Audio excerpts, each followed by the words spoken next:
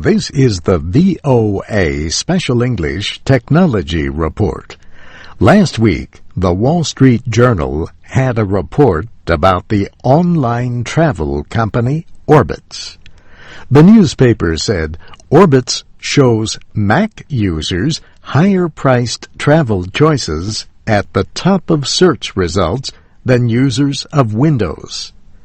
The company began doing this after research suggested that people who use Mac computers spend up to 30% more for hotels than people with PCs. Cameron Yuill is chief executive of a digital media and technology company called AdGent. He is also a former employee of Orbitz. He says this kind of marketing is just another example of how the Internet is influencing the way companies target consumers. Mac users tend to be more affluent than PC users, so why not target them with the messages that are going to resonate with them? This kind of price discrimination is also known as dynamic pricing. Mr. Yuill says it is a very common marketing tool, especially in the travel industry. Next time you're on a flight, ask the person next to you what they paid for their ticket, and I guarantee it is not the same dollars that you paid for yours. If you're traveling at a certain period of time, or you're a business traveler, or you bought your ticket last minute, you will always get charged more.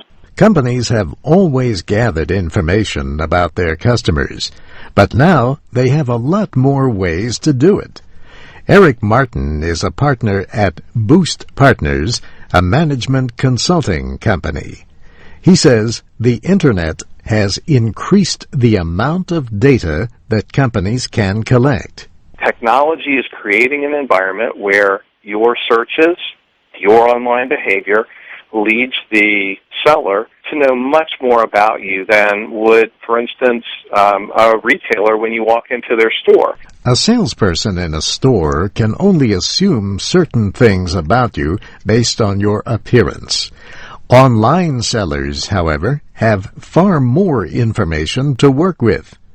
Eric Martin says this includes information about which website directed you to them, which has a bearing on how they view you as a customer and what your buying habits might be.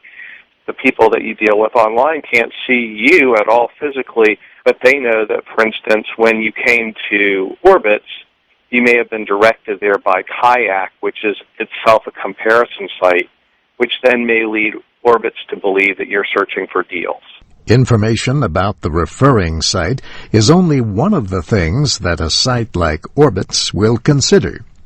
Is the person a return visitor? Which hotels has this person viewed in the past? Websites collect this kind of information by placing small files known as cookies on a person's computer. In the case of Orbitz, Mac and PC users were actually given the same choices. However, they appeared in different orders. For Mac users, the higher-priced hotels showed up higher in the search results. Orbitz says 90% of its users book a hotel that appears on the first page and mostly in the top 5 listings. And that's the VOA Special English Technology Report, written by June Sims. I'm Steve Ember.